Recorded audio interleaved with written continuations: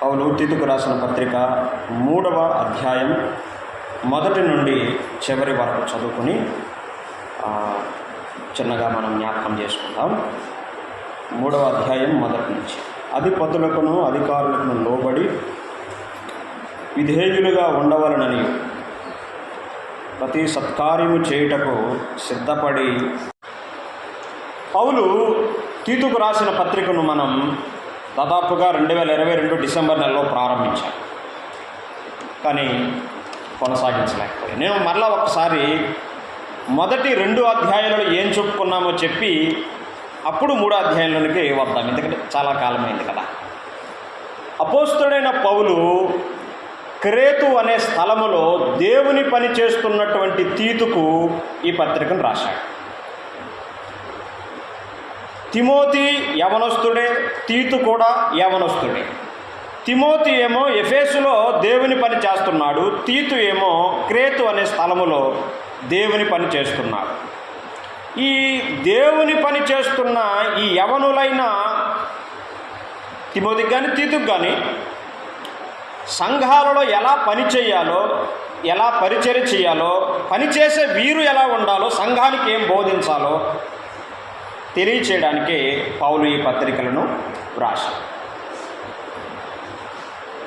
తీతు ఈ విషయాలు నేర్చుకొని తాను ఎలా ఉండి తాను పనిచేస్తున్నటువంటి ఆ క్రేతులో ఉన్న సంఘంలో ఎలా పని చేయాలో తెలియజేయడానికి పౌలు ఈ పత్రికను రాశాడు.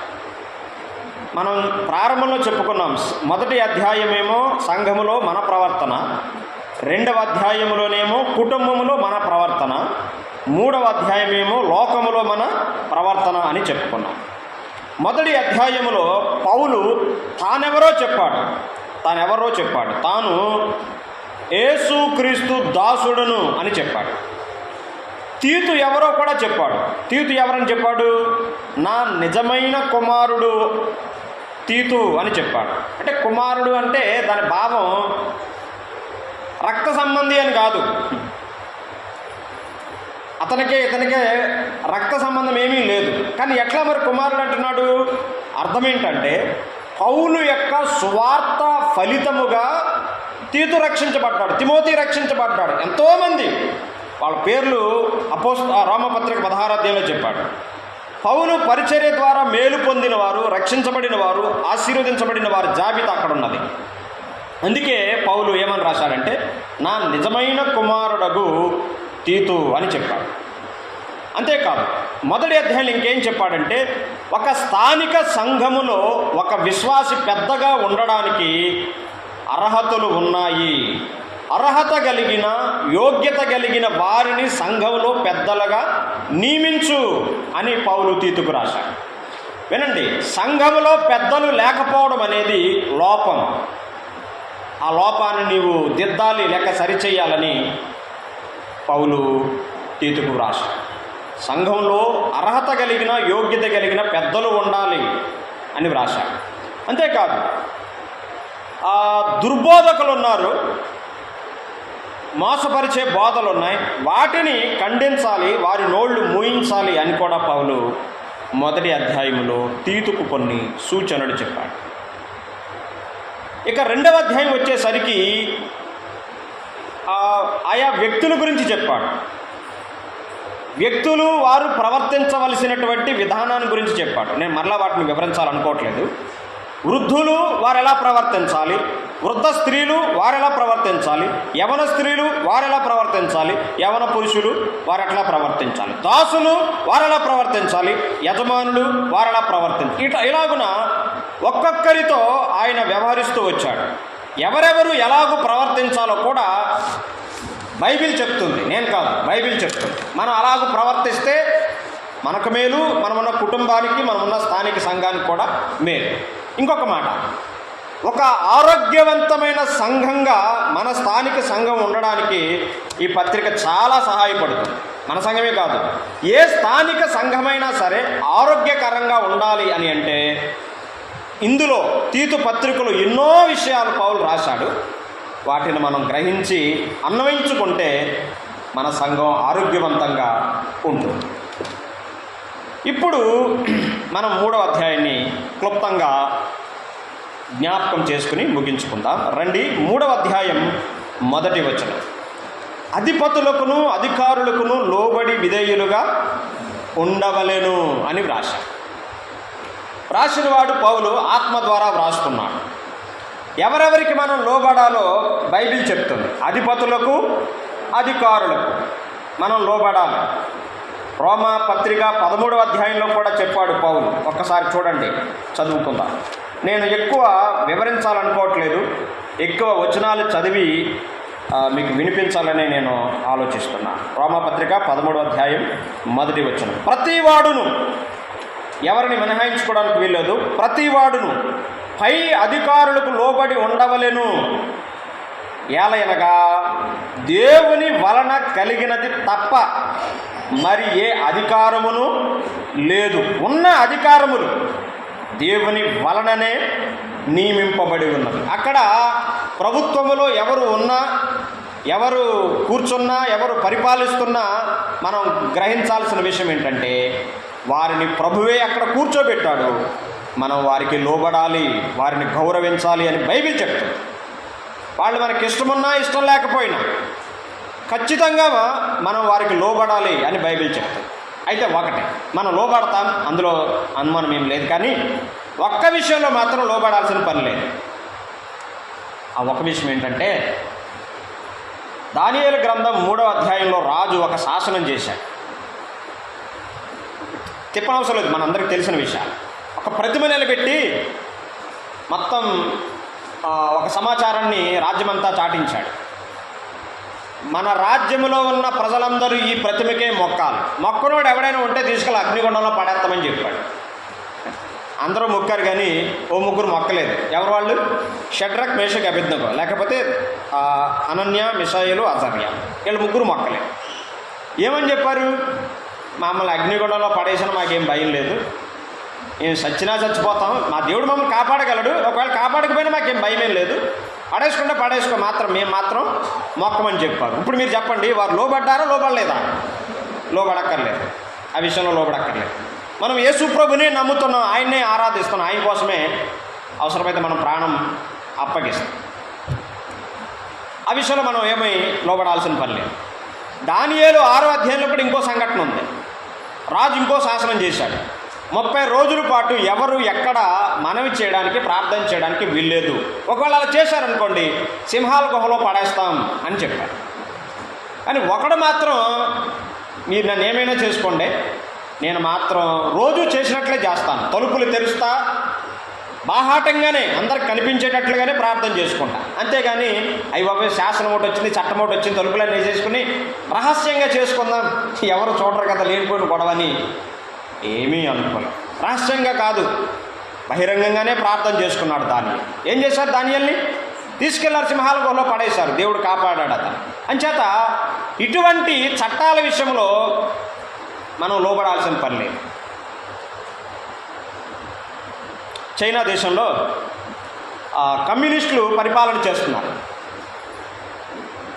ఎవరో యేసు ప్రభుని ప్రకటించడానికి కానీ, నమ్ముకోవడానికి కానీ, కూడుకోవడానికి కూడా వీల్లేదు. ఒకవేళ అలా జరిగితే వాళ్ళు వస్తారు, తుపాకులతో కాల్ చేసి చంపేస్తారు. ఎవరు ఎక్కడ కూడుకోవట్లేదు. కానీ ఒక ఆదివారం ఏం చేశారంటే,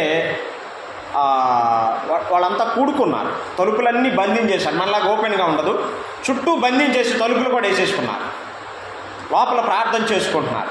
ఎలా తెలిసిందో మరి వాళ్ళకి తెలిసిపోయింది. వాళ్ళంతా వచ్చారు, తలుపులు ఒక తన్నారు, తలుపులన్నీ పగిలిపోయాయి. అందరినీ బయటికి రమ్మని పిలిచారు. పిలిచి ఒక ఫోటో అక్కడ పెట్టారు, అలా పడేశారు.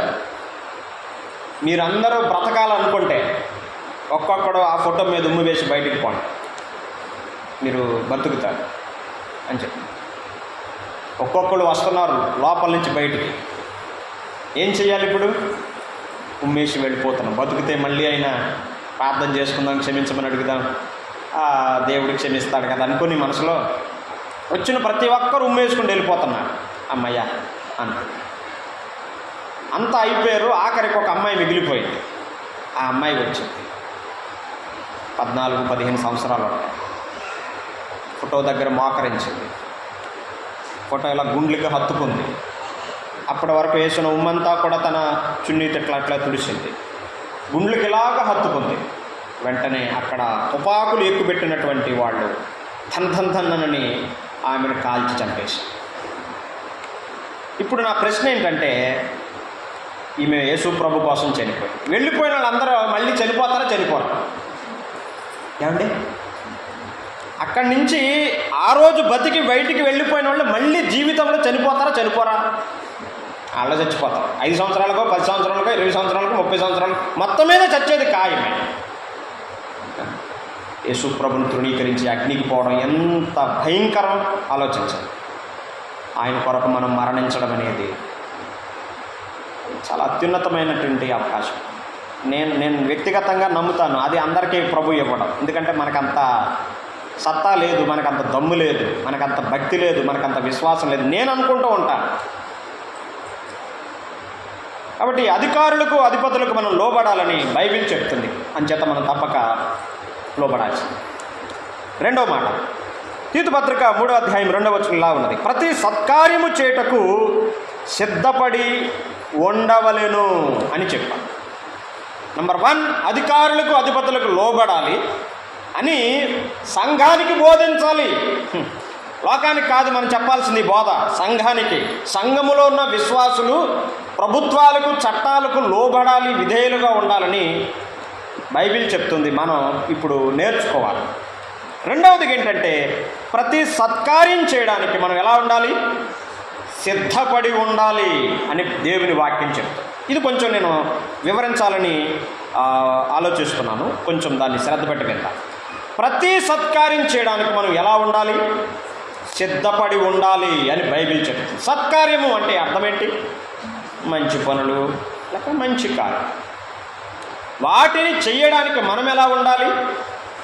సిద్ధపడి ఉండాలి అని బైబిల్ చెప్తుంది. ఒక వచనం చదువుదాం. తీతు పత్రికలోనే చూడండి, 1వ అధ్యాయం 16వ వచనం చూడండి ఒకసారి. 1వ అధ్యాయం 16వ వచనం, దేవుని ఎరుగుదుము అని వారు చెప్పుకుందరు కానీ అసహ్యులను అవిధేయులను ప్రతి సత్కార్యము విషయమై భ్రష్టులనై ఉండి తమ క్రియల వలన ఆయనను ఎరుగమన్నట్టున్నారు. సత్కార్యాల విషయంలో దేవుని ప్రజలు భ్రష్టులుగా ఉండడానికి వీల్లేదు, సిద్ధపడి ఉండాలి అని దేవుని వాక్యం చెప్తుంది. అంతేకాదు, మాటలు ఎలా ఉన్నాయంటే, మేము దేవుని ఎరుగుదాం, యేసుప్రభు మాకు తెలుసు, మా చిన్నప్పటి నుంచి తెలుసు, మేము సండే స్కూల్కి పోయాం, బైబిల్ మొత్తం చదువుకున్నాం, మా ఇంట్లో కూడా బైబిల్ ఉంది, ఇట్లా మాటలు ఉన్నాయి కానీ క్రియలు ఎట్లా ఉన్నాయి?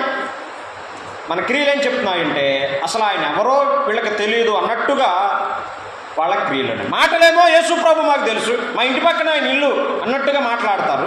క్రియలు మాత్రం ఎట్లా ఉన్నాయంటే అసలు వీళ్ళకి అసలు యేసుప్రభు అంటే ఎవరో తెలియదురా అన్నట్లుగా వాళ్ళ క్రియలు. అది కాదు, మనము సత్క్రియలు చెయ్యాలి, సిద్ధపడి ఉండాలి అని బైబిల్ చెప్తుంది. ఇంకేం చెప్తుంది? 2వ అధ్యాయం 14వ వచనం కూడా చూడండి. తీతు పత్రిక 2:14, ఆయన సమస్తమైన దుర్నీతి నుండి మనల్ని విమోచించి సత్క్రియల యందు ఆసక్తి గల ప్రజలను తన కోసం పవిత్రపరుచుకొని తన సొత్తుగా చేసుకున్నట్టుకు తన్ను తానే మన కొరకు అర్పించుకొనెను. ఎందుకు ఆయన మనల్ని దుర్నీతి నుండి విమోచించాడో తెలుసా?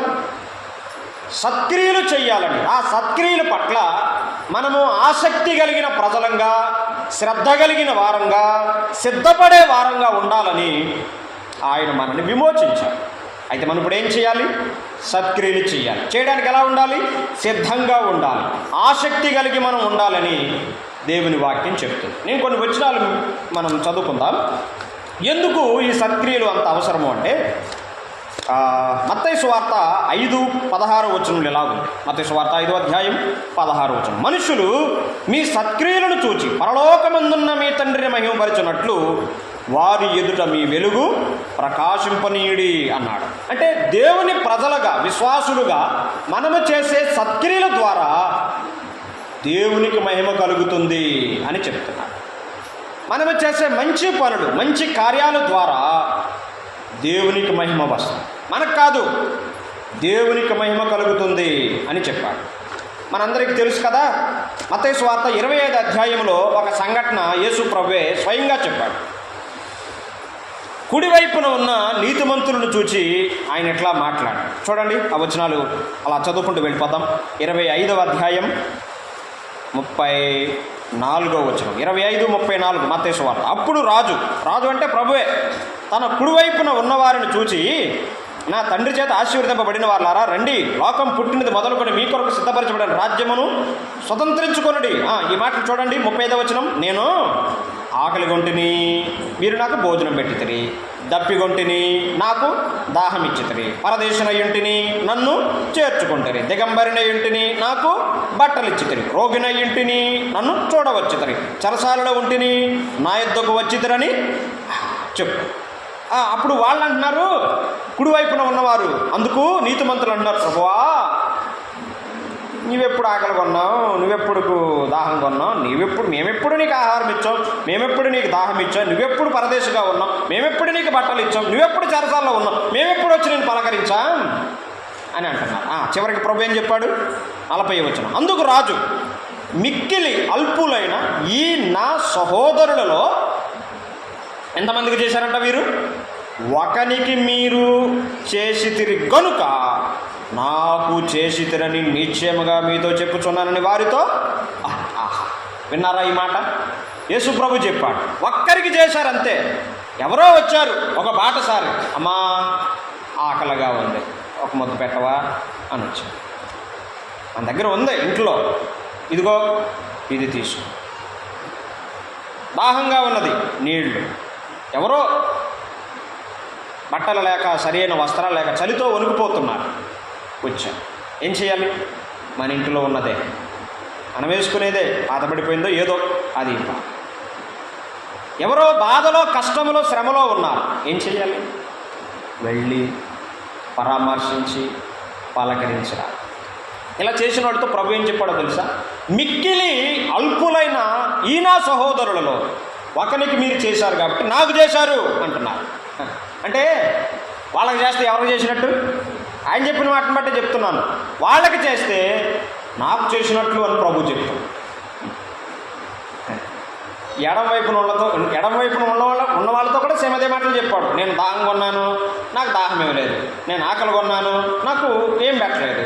నేను చెరసాల్లో ఉన్నాను, కనీసం నేను పలకరించడానికి కూడా రాలేదు మీరు అని చెప్పాను. వాళ్ళు ఆశ్చర్యపోయారు, అయ్యో ఇది ఎప్పుడు ప్రభువా, మాకు తెలియదే.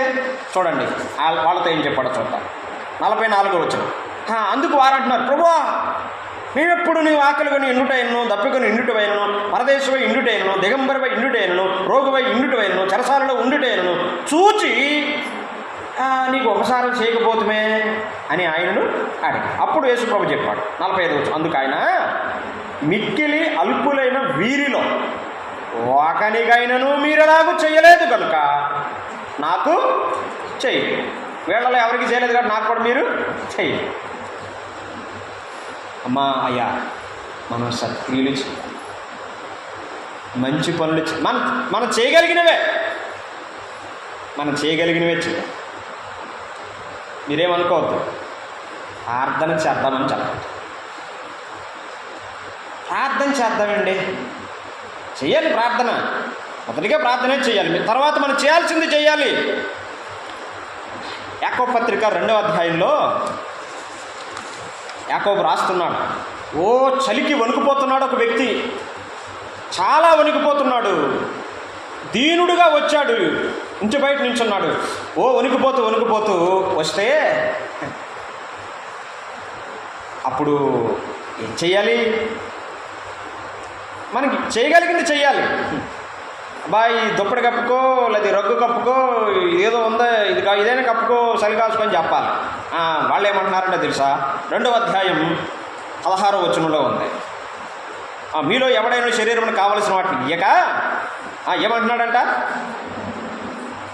షాలోమ్, సమాధానంగా వెళ్ళండి. ఏం చేయాలి? వెళ్ళి చలి కాసుకోవాలంట. అబ్బా, ఎంత గొప్ప సలహా ఇచ్చాడండి ఈయన. చలితో వచ్చిన వ్యక్తికి చేయవలసిన ఉపచారం, చేయవలసిన సత్క్రియ చేయకుండా ఏం చెప్తున్నాడు? గాడ్ బ్లెస్ యూ, దేవుడు మిమ్మల్ని దీవించుగాక, సమాధానంగా వెళ్ళండి, మంట వేసుకోండి, చలి కాచుకోండి, తృప్తి పొందండి అని చెప్పినాడలా. ఏం ప్రయోజనం అండి మాటల వల్ల? మాటలు కాదు, ప్రార్థన చేద్దామండి, చెయ్యి ప్రార్థన వ్యక్తిగతంగా. కానీ మనం అక్కడ ఏం చేయాలి? సత్క్రియ చేయాలి. అదే 17వ వచనం చెప్పాడు. అలాగే దాన్ని వివరించి, విశ్వాసము క్రియలు లేనిదైతే అది ఒంటిగా ఉండి మృతమైనదగును అన్నాడు. మన విశ్వాసం సజీవమైన విశ్వాసంగా ఉండాలి, అంటే బ్రతికిన విశ్వాసంగా ఉండాలి. నాకు బోలెడంత విశ్వాసం ఉంది, నేను ఏం చేయనండి, ఎవరికి రూపాయి ఇవ్వను, ఏమీ సహాయం చెయ్యను, నాకున్నది నేను తింటాను, నా ఇంట్లో నేను ఉంటానంటే కనుక నీ విశ్వాసం చచ్చింది. మన విశ్వాసమే, మన విశ్వాసం చచ్చేది. ఎందుకు మన విశ్వాసం మన విశ్వాసం క్రియలతో కూడినదిగా ఉండాలి అని యాకోబు రాస్తున్నాడు. మన విశ్వాసంలో క్రియలు కనిపించాలి. ఏంటి మనం చేసే సత్క్రియలు? ఒక్కటి చూద్దాం. అక్కడే ఉన్నాం కాబట్టి యాకోబు పత్రికలో 1:27 చూడండి. 1:27 యాకోబు పత్రిక ఏం చెప్తున్నాడు?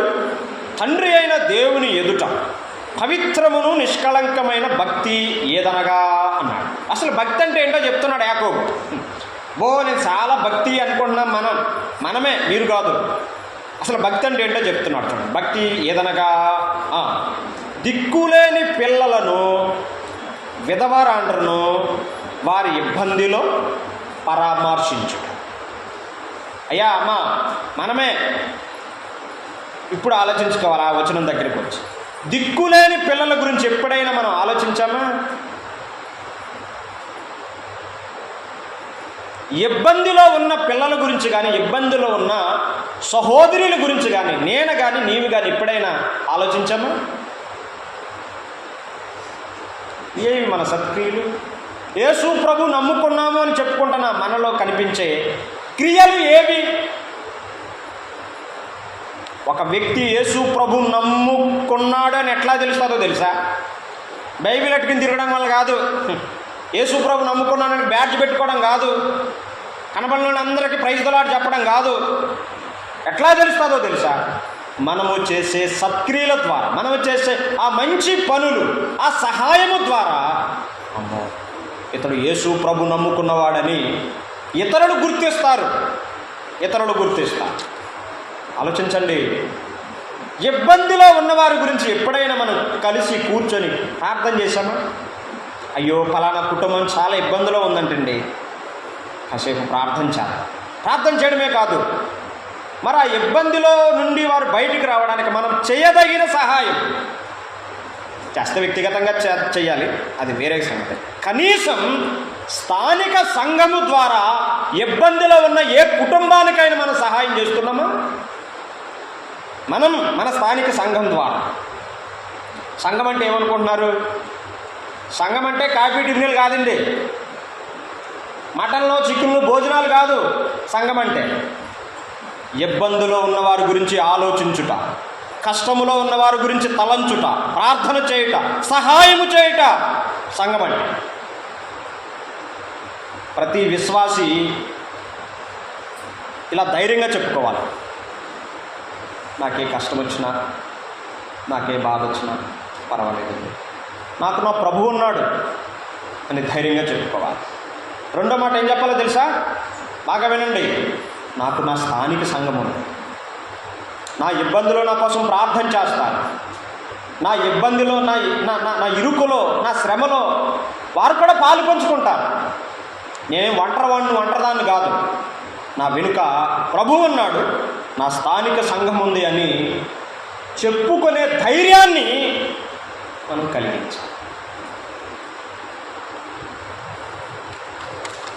ఉందా?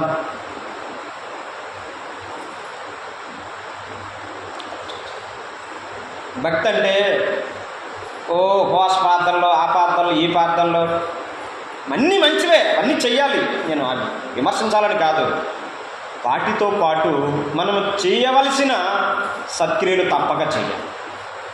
ఇబ్బందిలో ఉన్నవారి గురించి మనం ఆలోచించాలి. అందుకే ప్రతి నెలలో పెద్దల కూడిక ఏర్పాటు చేయడానికి ముఖ్యమైన కారణం అదే. గంభీరమైన ఆలోచనలు ఏదో చేయాలని కాదు, అసలు మనం కూర్చొని ప్రార్థన చేస్తే ఆలోచన చేస్తే ఎవరు ఇబ్బందులు ఉన్నారు, ఎవరు ఇరుకులో ఉన్నారు, ఎవరు శ్రమలో ఉన్నారు, ఎవరు ఏ పరిస్థితుల గుండా వెళుతున్నారు అనేది మనకు తెలుస్తుంది. అప్పుడు మనం ప్రార్థన చేయొచ్చు. ఒకవేళ ఏదైనా అత్యవసరమైన సహాయం చేయవలసి వస్తే సంఘం ద్వారా కూడా చేయాలి. నేను బైబిల్లో లేనివేం చెప్పట్లేదు, బైబిల్ చెప్తుంది అలా చేయమని. ఒకవేళ సంఘంలో ఉన్న ఏ కుటుంబమైన ఏ కష్టములో బాధలో ఉంటే, వారు పేదవారిగా ఉంటే, ఇబ్బందిలో ఉన్నవారుగా ఉంటే సంఘం సొమ్మును తీసి వారికి ఇవ్వాలి అని బైబిల్ చెప్తుంది. నేనేం కొత్తగది ఊహించి చెప్పట్లేదు. బైబిల్లో క్రొత్త నిబంధనలో అపోస్తల కార్యాల గ్రంథంలో సంఘం చేసినదే నేను చెయ్యాలని చెప్తున్నాను. మనం చెయ్యాలి.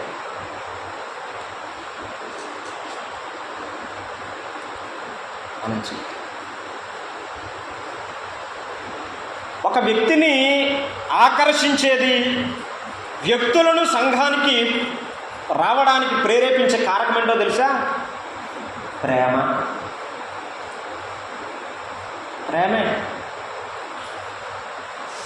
ఎవరో ఒక వ్యక్తి కష్టంలో బాధలో ఉన్నాడు, మనందరం వెళ్ళి కలిసి వారి కొరకు ప్రార్థన చేసి వస్తే వాళ్ళకి ఎంత ధైర్యం, ఎంత ఆదరణ, ఎంత ఓదార్పు ఆలోచించండి.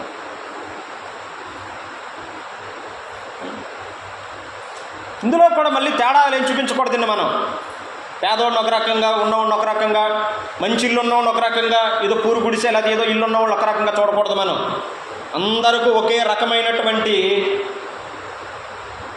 ఆలోచనే కలిగి ఉన్నాం. మనం దేవుని పిల్లలం. అక్కడే 2వ అధ్యాయంలో చెప్పాడు యాకోబు పత్రికలో, బంగారు ఉంగరాలు ఎట్టుకుని వచ్చాడు, ఈ చేత 5, ఈ చేత 5 ఉంగరాలు, టిప్ టాప్లు వచ్చాడు, కత్తర బట్టలు వేసుకుని వచ్చాడు. రండి అయ్యగారు, రండి కూర్చోండి, సింహాసనం. ఎవడో నలిగిపోయిన కనీసం ఇస్త్రీ బట్టలు కూడా లేవు, నలిగిపోయిన బట్టలు వేసుకుని వచ్చాడు. వెనకాల కూర్చోవా, ఇలా చెప్పొచ్చా? ఇంటి పక్షపాతం మన సంఘాల్లో ఉండవు. అంటే ఇవన్నీ బైబిల్లోని సంగతులు, మనం నేర్చుకోవాల్సిన సంగతులు. ఎవరైనా సరే ఒకటే, మనకి ఎవరైనా ఒకటే, మనందరం దేవుని పిల్లలం. నేను వివరంగా చెప్తున్నాను, నన్ను అపార్థం చేసుకోవద్దు. మనలో ఏ కుల భేదం కానీ, కుటుంబ భేదం కానీ, పేరు భేదం కానీ ఉండడానికి వీల్లేదు. మనందరం చస్తే పరలోకానికి వెళ్ళేది. అక్కడ ఏం పేటలు లేవు, ఇక్కడ ఉంటాయి పేటలు, అక్కడ ఏం పేటలు లేవు. అందరూ ఒక స్థలంలోనే ఉంటారు, ఏ కులస్తులైనా కానీ. అక్కడేం కులాలు లేవు. అక్కడ లేని కులం ఇక్కడ ఎందుకు?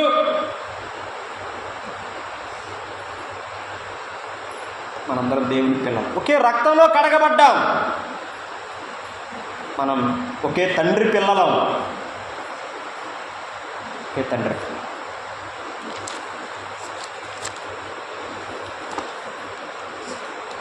అపోస్తల కార్యాల గ్రంథం 9వ అధ్యాయానికి రండి. అక్కడ ఒక సహోదరి గురించి మనం చదువుతాం. ఆమె పేరు తబిత. చాలా యోగ్యురాలు, శిష్యురాలు. ఆమె సత్క్రియలను, ధర్మకార్యాలను బహుగా చేసి చనిపోయింది. ఆమె శవాన్ని కడిగేశారు, సమాధికి రెడీగా ఉంచారు. పేతురు దగ్గరలో ఉన్నాడని తెలిసి కబురు పంపారు. త్వరగా వచ్చాడు పేతురు. రాగానే అక్కడ ఉన్న సహోదరులు పేతురు ఎదుటికి వెళ్ళి ఇలా చెప్తున్నారు. చూడండి, 9వ అధ్యాయం 39వ వచనం చదువుతున్నాను. పేతురు లేచి వారితో కూడా వెళ్ళి అక్కడ చేరినప్పుడు వారు మేడగదిలోనికి అతనిని తీసుకుని వచ్చారు. ఈ మాట చూడండి, విధవరాండ్రందరూ వచ్చి ఏడ్చుచు దొర్కా తమతో కూడా ఉన్నప్పుడు కుట్టిన అంగీలును వస్త్రములను చూపుచు అతని ఎదుట నిలిచి. చూసారా?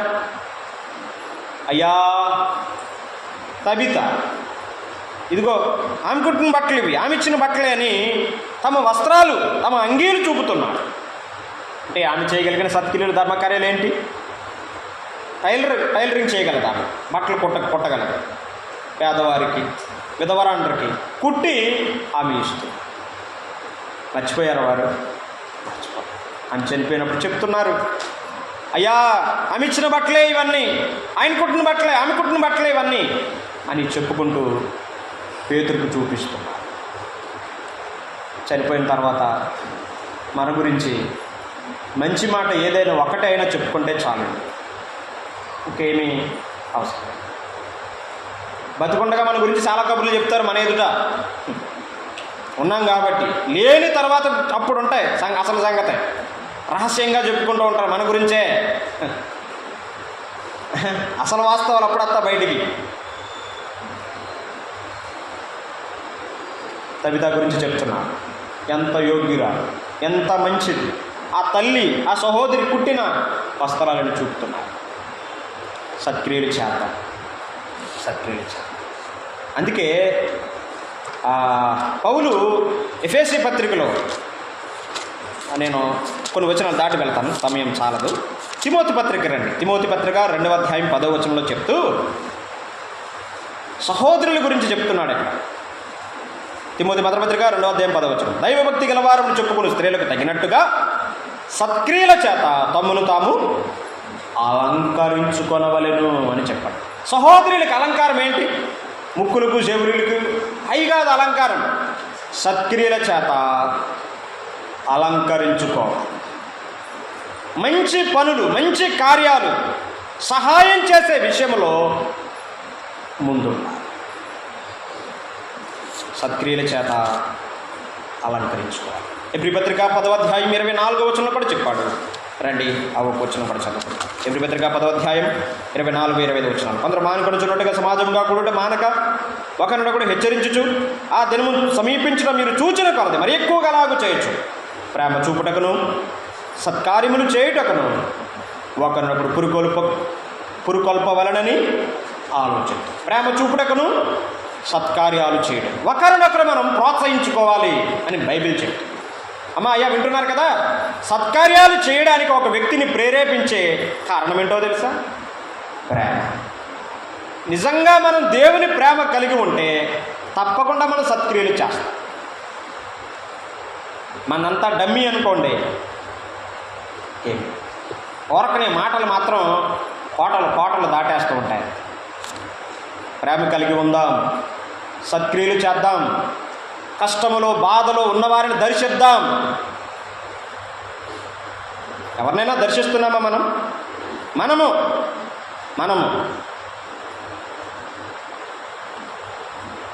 యాక్సిడెంట్ అయింది, దర్శించొద్దా? అనారోగ్యంగా ఉంది, దర్శించవద్దా? ఆపరేషన్ చేయించుకున్నారు, పలకరించవద్దా? ప్రార్థన చేయవద్దా?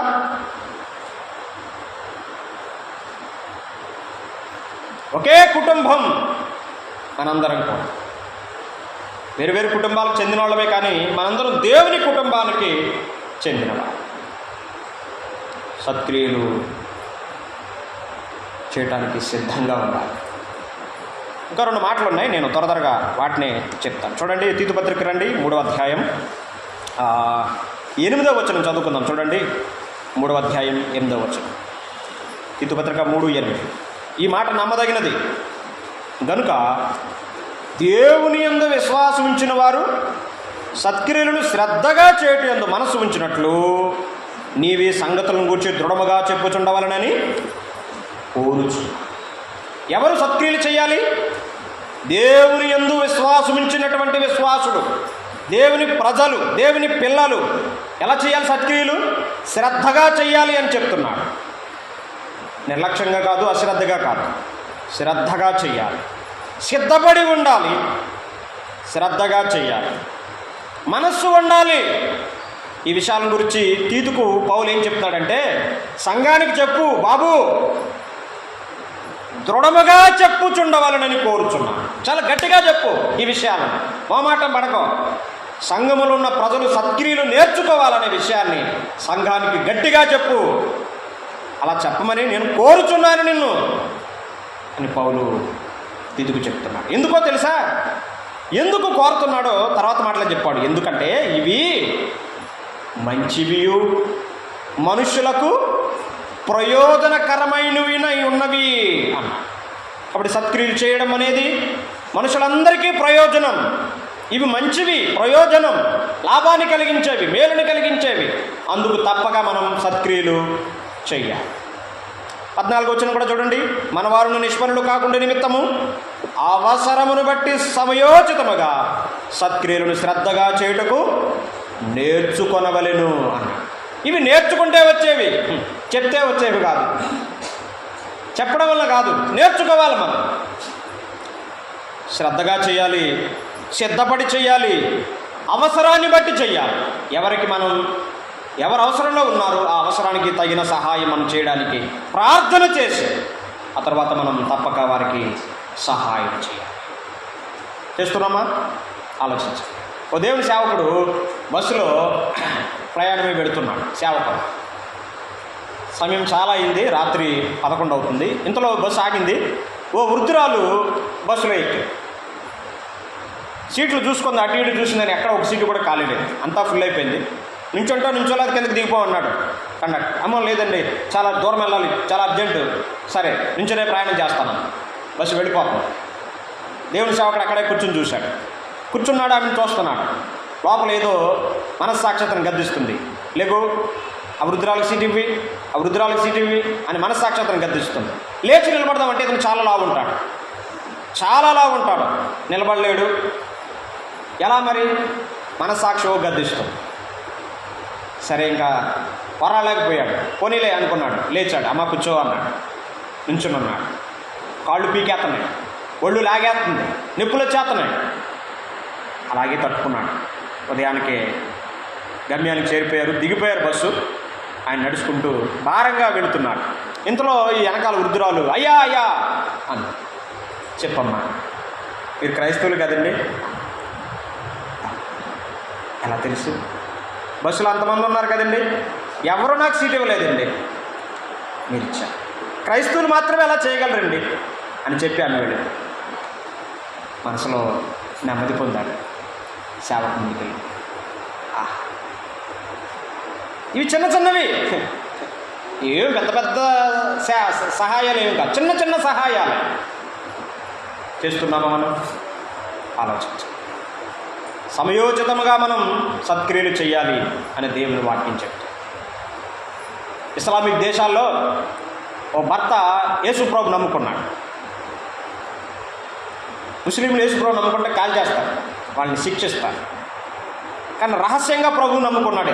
ఎవ్వరికీ తెలియదు, ఎవరికి చెప్పలేదు కూడా. భార్యకి చెప్దాం అనుకుంటున్నాడు, కానీ భయం వేస్తుంది.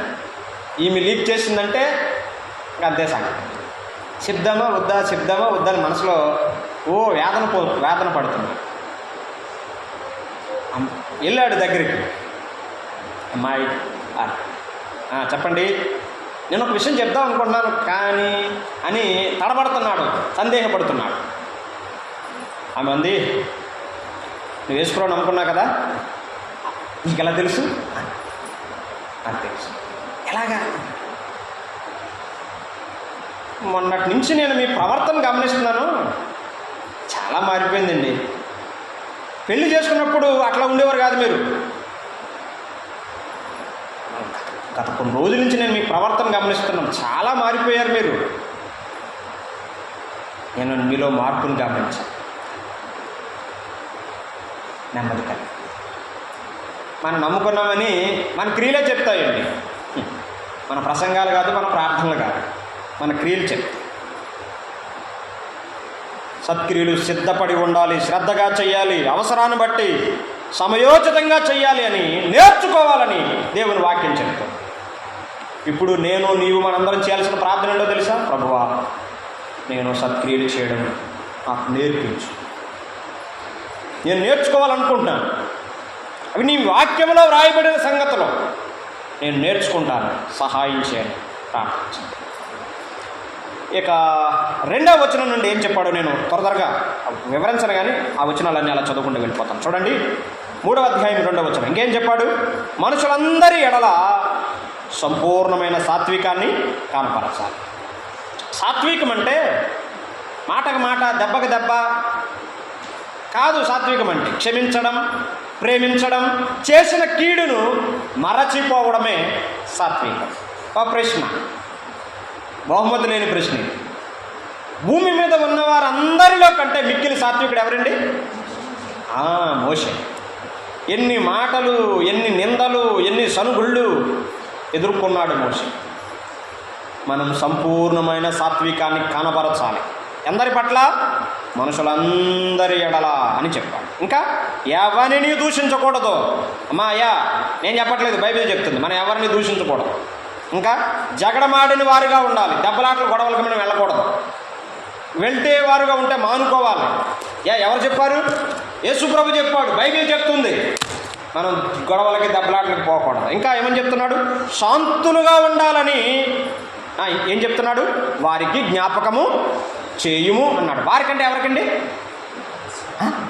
సంఘానికి. తీతు క్రేతులో పనిచేస్తున్నాడు కదా సంఘంలో, సంఘానికి జ్ఞాపకం చేయి అంటున్నాడు. ఇంకేం చెప్పాడు? ఎందుకు జ్ఞాపకం చేయాలో 3వ వచనంలో చెప్పాడు. ఎందుకనగా మనం కూడా అన్నాడు, మీరు కూడా కాదు, మనం కూడా మునుపు ఎలాంటి వాళ్ళు? మునుపు అవివేకులం. అవివేకులం అంటే తెలివి కలిగిన వాళ్ళం కాదు, తెలివి తక్కువ వాళ్ళం మనందరం కూడా. నేను చాలా తెలివైన వాడిని, చాలా తెలివైన దాన్ని అనుకుంటూ ఉంటాం మనం. యేసు ప్రభు నమ్మక ముందు మన చరిత్ర ఏంటంటే తెలివి తక్కువ వాళ్ళు. ఇక్కడ ఇంకా ఉన్నారు చాలామంది యేసు ప్రభు నమ్ముకోకుండా కాలయాపన చేస్తున్నారు. మీరేం తెలివైన వాళ్ళేం కాదు, దేవుని వాక్యం చెప్తుంది మీరు అవివేకులు అని బైబిల్ చెప్తుంది. ఇంకేం చెప్పాడు? అవిధేయులు అన్నాడు. అవిధేయులు అంటే ఎవరికి అవిధేయులు? తల్లిదండ్రులకు కాదు, దేవునికి అవిధేయులు, వాక్యానికి అవిధేయులు, స్వార్థకు అవిధేయులు. అందుకే ఇంకా నమ్మట్లేదు మీరు. అవిధేయులు. ఇంకా మోసపోయిన వారు అన్నాడు. ఎవరు మోసం చేసింది మనల్ని? సాతాను. ఆదికాండం 3లో ఆదాము హవ్వలను మోసం చేసిన వాడే నేటికి మనల్ని కూడా ఇంకా మోసం చేస్తూనే ఉన్నాడు. నమ్మకం మునుపు మన చరిత్ర ఇది. అవిధేయులం, అవివేకులం, మోసపోయిన వాళ్ళం, ఇంకా నానా విధములైన దురాశలను భోగములను దాసులం అన్నాడు. దాసులు అంటే అర్థం ఏంటి? దాసుడు అనే పదానికి ఒరిజినల్ అంటే అసలు అర్థం ఏంటంటే బానిసలు అని అర్థం. తెలుగులో దాసులు అని ఏదో గొప్ప పదం కింద రాశాడు, కానీ అది కాదు దాని అర్థం. దాసులు అంటే బానిసలు అని అర్థం. ఎవరికి బానిసలం మనం? అక్కడే చెప్పాడు కదా, భోగములకు, దురాశలకు, నానా విధములైన దురాశలకు, భోగములకు దాసులం అన్నాడు. యోహాను సువార్త 8:34 ఇలా చెప్తుంది, పాపం చేయి ప్రతి వాడును పాపమునకు దాసుడు అని చెప్పాడు. పాపానికి దాసులం, బానిసలంగా మారిపోయారు ప్రజలు. ఈ బానిసలుగా ఉన్న వారిని యేసు ప్రభు తన రక్తము చేత ఆయన విడిపిస్తున్నాడు, రక్షిస్తున్నాడు. బానిసగా మారిపోయిన వాడు తన స్వతహాగా తనకు తానుగా ఆ బానిసత్వంలో నుంచి బయటికి రావడం అనేది అసంభవం, అసాధ్యం. మరి ఎలాగునా?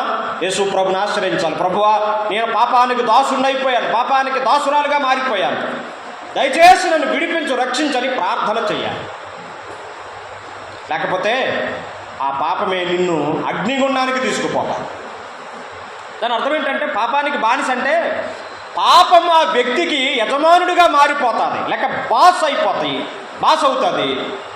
ఆ పాపం చేసేవాడేమో దానికి బానిసగా మారిపోతాడు. ఇక పాపం ఏం చెప్తే ఇతడు కానీ ఈమె కానీ అదే చేస్తూ ఉంటాడు.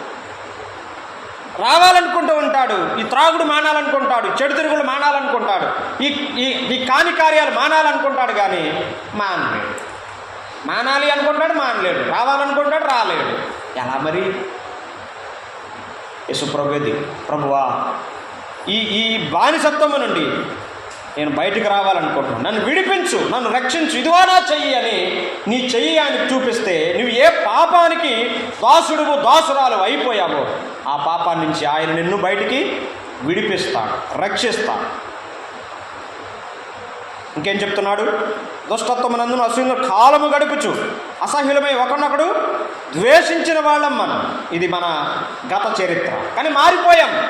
ప్రభు మనల్ని మార్చేశాడు. 4-5 వచనాల్లో చెప్పాడు, దేవుని దయ, ఆయన మన ఎడల ఆయనకున్న ప్రేమ ప్రత్యక్షమైంది. ఆ ప్రత్యక్షత ఫలితంగా మనం రక్షించబడ్డాం అని చెప్పాడు. ఇంకేం చెప్పాడు 5వ వచనంలో? మనము నీతిని అనుసరించి చేసిన క్రియల మూలంగా కాదు, తన కృప చొప్పునే, తన కనికరము చొప్పునే మనం రక్షించబడ్డాం అని చెప్పాడు. అమ్మాయి ఎలా రక్షించబడ్డాం? మనం ఆయన కృప ద్వారా, ఆయన కనికరము ద్వారానే రక్షించబడ్డాం. మనం చేసిన నీతి క్రియల ద్వారా కాదు. యెషయా గ్రంథంలో చెప్పాడు, మన నీతి క్రియలన్నీ ఆయన దృష్టికి మురికి గొడ్డల వలె ఉన్నాయి అని చెప్తున్నాడు. అంతేకాదు ఆ పరిశుద్ధాత్మ మనల్ని నూతన స్వభావములోనికి నడిపించేవాడు అని కూడా చెప్పాడు. పునర్జన్మ సంబంధమైన స్నానం అంటే బాప్తిసం కాదు, అది రక్షణ అనుభవం అని మనం గమనించాలి.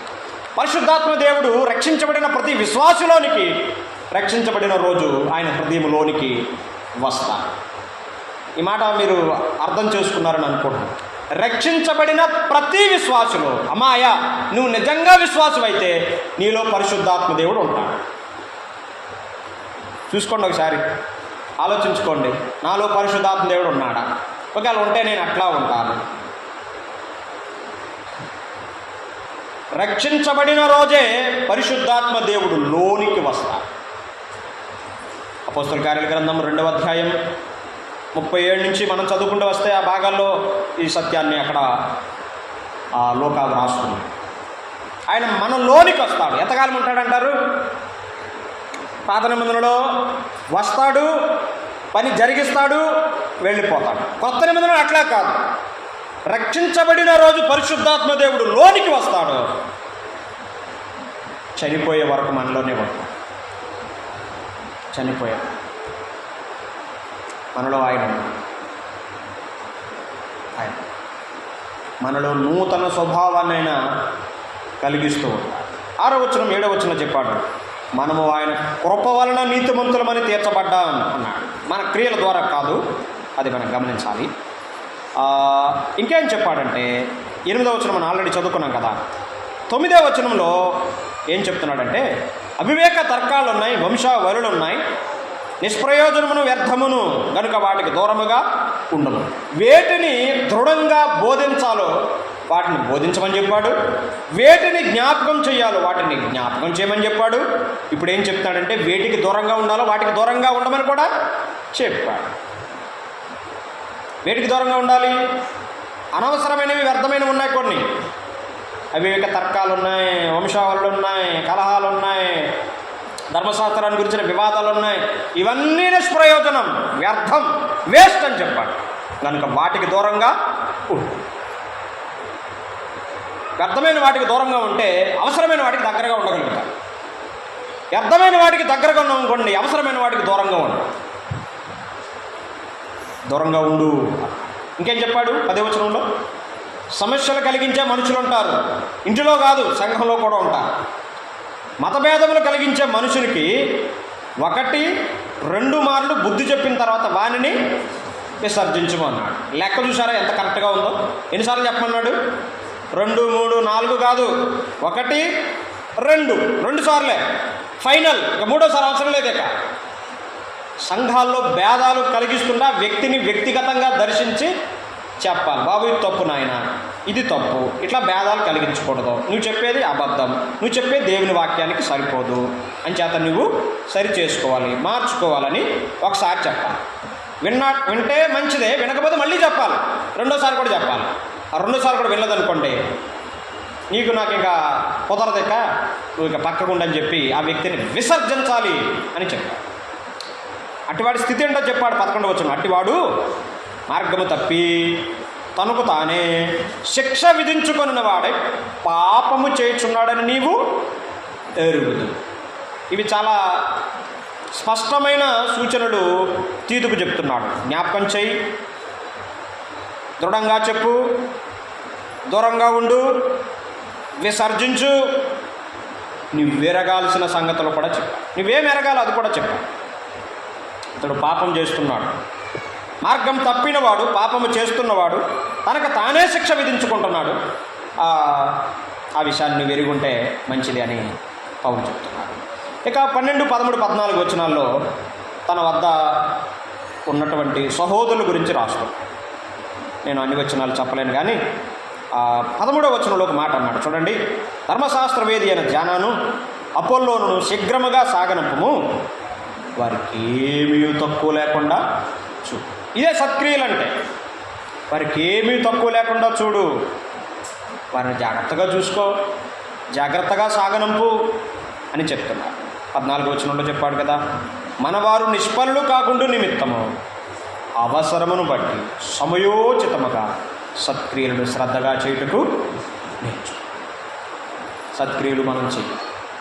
కష్టంలో ఉన్నవారిని, బాధలో ఉన్నవారిని, కన్నీళ్లతో ఉన్నవారిని గురించి ఆలోచించాలి, ప్రార్థన చేయాలి, ఆలోచించాలి. నేను ఈ రెండు పట్టాను నా మనసులో.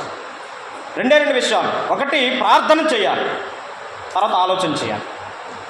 ఏం చేయడానికైనా సరే, ఏ పని చేయడానికైనా సరే, కూడికలు ఏర్పాటు చేయడానికి కానీ, అసలు దేనికైనా సరే ఇదే సూత్రం. నేను నేర్చుకున్న సూత్రం ఇది. నెంబర్ 1, ప్రార్థన చేయాలి, ఆ తర్వాత ఆలోచన చేయాలి. ప్రార్థన చేసిన తర్వాత ఆలోచన చేస్తే ఆయన మనకి ఆలోచనలు ఇస్తాడు. ఆయన ఆలోచనకర్త కదా, ఆయన మనకి ఆలోచనలు ఇస్తాడు. ఎలా ముందుకు వెళ్ళాలి, ఏం చేయాలి, ఏదైనా సరే మీరు ఏం చేయాలండి, ఏం చేయాలని తలంపు మీకు రానివ్వండి. మొదటి ప్రార్థన, తర్వాత ఆలోచన. సత్క్రియలు మనం చేయాలి. ఇబ్బందులు ఉన్న వారి గురించి మనం ఆలోచించాలి. ఇంకొక వచనం చదువుతాం చూడండి. దశలోనికి మొదటి పత్రిక 5వ అధ్యాయం 14వ వచనం ఇలా చెప్తాం. దశలోని మొదటి పత్రిక 5వ అధ్యాయం 14వ వచనం. సహోదరులారా, మనమే సహోదరులం అంటే సంఘస్థులు, విశ్వాసులు, దేవుని ప్రజలు అని బాధ. మేము మీకు బోధించింది ఏమనగా అక్రమంగా నడుచుకునే వారికి బుద్ధి చెప్పండి. ఈ మాటలు మీరు పట్టుకోండి. ధైర్యము చెడిన వారిని ధైర్యపరచు, బలహీనులకు ఓతని. మా అయ్యా, ఎవరైనా ధైర్యం చెడిపోయిన పరిస్థితిలో ఉన్నారా?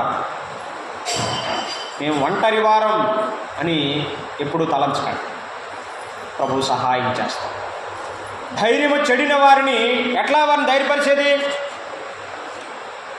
చేతనైతే మనం వెళ్ళి కొన్ని మాటలు చెప్పి వాళ్ళని ధైర్యపరచాలి. నాలాంటి చేతగాని వాళ్ళైతే ఏం చేయాలో తెలుసా?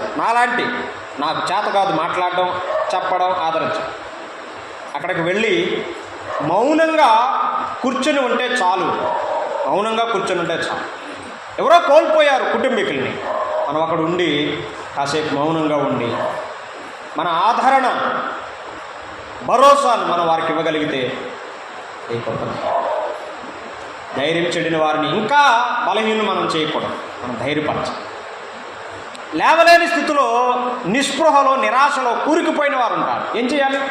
మన భుజాన్ని వాళ్ళకి ఇచ్చి వాళ్ళని లేపాలి, మనం సహాయం చేయాలి. ఆలోచించండి. ధైర్యం చెడిన వారిని గురించి ఆలోచించండి, బలహీనులుగా ఉన్న వారిని గురించి ఆలోచించండి. ఓతమీయుడి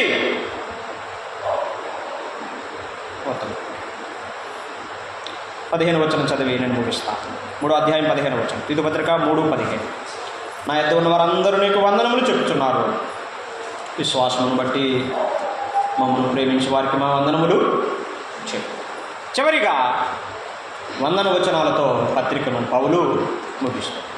నేను కూడా ప్రేమతో అందరికీ మనవి చేస్తున్నాను. మీటింగ్ అయిన వెంటనే స్కూల్ పిల్లల్లాగా పరిగెత్తారు. ప్లీజ్, దయచేసి చెప్తాను. బోర్డింగ్ స్కూల్లో, ఎలిమెంటరీ స్కూల్లో చదువుకున్నప్పుడు బ్యాగులన్నీ రెడీగా పెట్టుకుని ఉండేవాడు.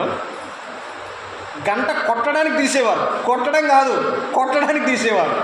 చిన్న శబ్దం వస్తుంది. అయ్యి బాబు, గట్టి టైం అయిపోయినట్టుంది, బెల్ కొట్టేస్తారని చెప్పి బ్యాగులు రెడీ చేసుకుని రెడీగా కూర్చునేవాడు.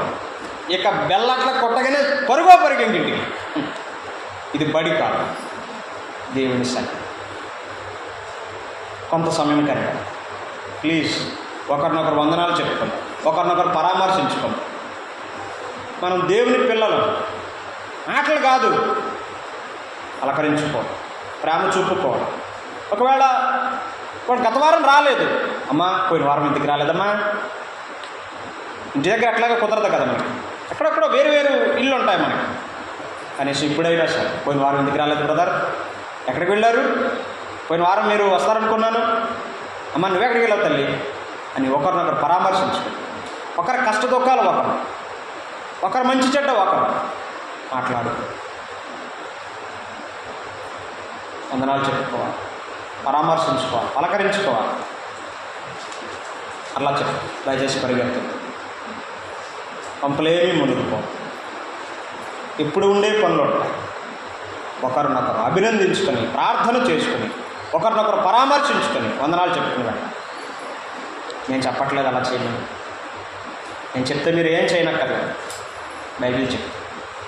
నా యొద్ద ఉన్న వారందరూ నీకు వందనాలు చెప్తున్నారు తిమోతి. రాస్తున్నాడు పౌలు. నా దగ్గర కొంతమంది వ్యక్తులు ఉన్నారు, వాళ్ళు చెప్తున్నారు పౌలుకి, అన్నా తీతుకు వందనాలు చెప్పానని చెప్పానా, నేను కూడా చెప్పానని చెప్పు, నా వందనాలు కూడా రాయన్నా అని పౌలుకి చెప్తుంటే పౌలు రాస్తున్నాడు. అంతేకాదు పౌలు కూడా చెప్తున్నాడు, మమ్మల్ని ప్రేమించే వారికి మా వందనాలు కూడా చెప్పు. నీ దగ్గర ఎవరెవరు ఉన్నారు, నువ్వు పనిచేసే సంఘాలకు కూడా పౌలాన్ని మీకు వందనాలు చెప్తున్నాడండి అని ఒకరితో ఒకరు వారు మమేకమవుతున్నారు, ఒకరినొకరు పరామర్శించుకుంటున్నారు, ప్రభు ద్వారా పలకరించుకుంటున్నారు. అలాంటి ప్రేమ మనం కూడా కలిగి ఉండాలండి, మనం కూడా కలిగి ఉండాలి. చివరి మాట ఏంటో తెలుసా? కృప మీ అందరికీ తోడై ఉండును. చాలా వచనాలు చదివించాలనుకున్నాను కానీ సమయం అయిపోయింది. అక్కడే ఫిలెమోను పత్రిక మొదటి అధ్యాయం 25వ వచనం కూడా ఉన్నాయి. మన ప్రభు అయిన యేసుక్రీస్తు కృప మీ ఆత్మకు తోడై ఉండును. పౌలు రాసిన పత్రికలన్నింటిలో ఆఖరి మాట ఇదే, కృప మీ అందరికీ తోడై ఉండు. మన జీవితం అంతటికి సరిపోయేది ఏంటో తెలుసా? దేవుని కృప. దేవుని కృప. ఆయన కృప లేకపోతే మనం జీవించలేం, చలించలేం. అదే సంఘటన. ఆయన కృప ద్వారానే రక్షించబడ్డాం, ఆయన కృప ద్వారానే నీతిమంతులమై, ఆయన కృప ద్వారానే మనం జీవిస్తున్నాం, చలిస్తున్నాం, పనిచేసుకుంటున్నాం. ఒకవేళ ఆయన కృప సరఫరా చేయడం ఒక్క సెకండ్ అని ఆయన ఆపితే యోహాను రాసిన సువార్తలో కృప వెంబడి కృపను మనం పొందుతున్నాం. ఆయన కృప ద్వారానే మనం బలవంతులం అవుతున్నాం, ఆయన కృప ద్వారానే మనం ఆహా దేవుని కృపను తలంచుకుందాం. ప్రభువా, నీవిస్తున్న కృపను బట్టి మీకు స్తోత్రములు ప్రభువా. అసలు మీకు కృప లేకపోతే నేనేమైపోతున్నాను, నా కుటుంబం ఏమైపోదు. దేవానాయుడలో నీవు చూపించిన కృపను బట్టి నీకు స్తోత్రములు ప్రభువని దేవుని కృపను తలంచుకుందాం. ఇంకా యేసుక్రీస్తు కృపను పొందని వారు ఎవరైనా మిగిలిపోయిన వారు ఉంటే ఇప్పుడే ఈ క్షణమే, ప్రభువా నేను పాపిని, నాకు కూడా నీ కృప కావాలి, నన్ను రక్షించి మీ బిడ్డగా చేసుకోమని వచ్చిన ప్రార్థన కూడా తలలో ఉంచండి. ఒక్క నిమిషం ప్రార్థన చేసుకోండి. ప్రభు సహాయం చేస్తాం. ఒక మంచి నిర్ణయం కూడా తీసుకుంటాం. జీవితంలో విశ్వాసులుగా ఉన్న మనం సత్క్రియలు చేద్దాం. ప్రభు సహాయం చేస్తాం. సామర్థ్యాన్ని కూడా ఆయనే ఇస్తాం.